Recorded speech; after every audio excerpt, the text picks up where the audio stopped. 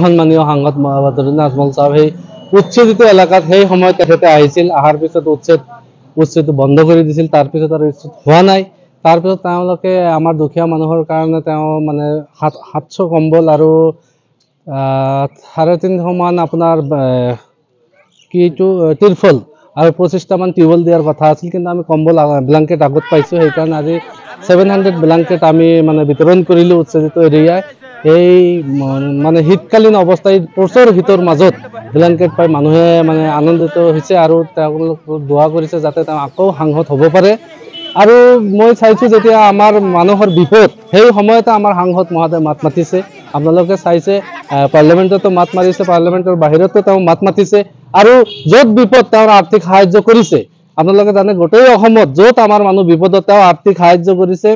আমাৰ মানুহক নিৰাপত্তা দিয়াৰ কাৰণে তেওঁ সকলো সময়ত একজোট হৈ থিয় হৈ আছে। তেওঁৰ সেনাপতি হিচাপে আমি আমাৰ সমষ্টিবাসী, সমষ্টি কমিটি, জিলা কমিটি আৰু আমাৰ জিলা সমষ্টিৰ ভিতৰত যি জিলা কমিটি আৰু কেন্দ্ৰীয় কমিটিৰ মানুহ আছে সকলোৱে ৰেডি আছোঁ। তেওঁলোকে যি ধৰণৰ আদেশ দিয়ে আমি সেই আদেশখন পালন কৰিছোঁ।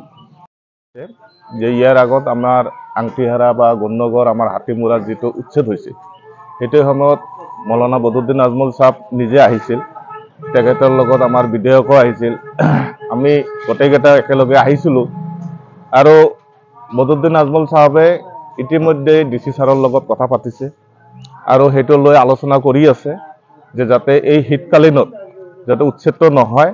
আৰু সেইটোৰ কাৰণে মৌলানা বদৰুদ্দিন আজমল সাহেব যি য'ত কি কৰিব লাগে ইতিমধ্যে মানে মুখ্যমন্ত্ৰীৰ লগতো সাক্ষাৎ কৰি স্মাৰকপত্ৰ দিছে যে যাতে শীতকালীনত মানে কোনো উচ্ছেদ নহয়, দুখীয়া গৰীব মানুহবিলাক শীতত যাতে মানে ইতিমধ্যে আপোনালোকে শুনিছে গোৱালপাৰাতো এনে এজন মানুহ মৰিছে পঞ্চৰত্নত।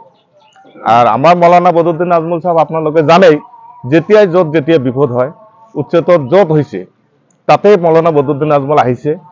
হলে মানে কিবা নহলেও কিবা এটা মানে অনুদান দিছে। আজি আমি যে কম্বল বিতৰণ কৰিলোঁ তেখেতৰ নিৰ্দেশত, তেখেতৰ মাৰ্কেজুল মাৰিফৰ পৰা যিবিলাক কম্বল দিছে, আজি আমি প্ৰত্যেকজন মানে দুখীয়া মানুহক দুখন কৰি কম্বল হাতত তুলি দিছোঁ। আৰু তেখেতৰ নিৰ্দেশ মতে আমি আকৌ যাতে যদি ভৱিষ্যতত আৰু যদি তেনেকুৱা হয় আমি সহায় সহযোগিতা আগবাঢ়ি থাকিম।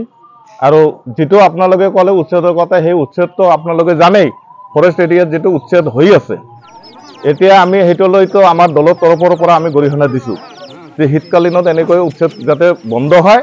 আৰু সেইটো লৈ যদি আমি আৰু যদি কিবা সুপ্ৰিম কোৰ্ট বা হাইকোৰ্টত যাব লাগে আমাৰ মৌলানা বদৰুদ্দিন আজমল ষ্টেপ লৈছে বা তেখেতে সেই হিচাপত মাত মাতি আছে আৰু চেষ্টাত অব্যাহত আছে।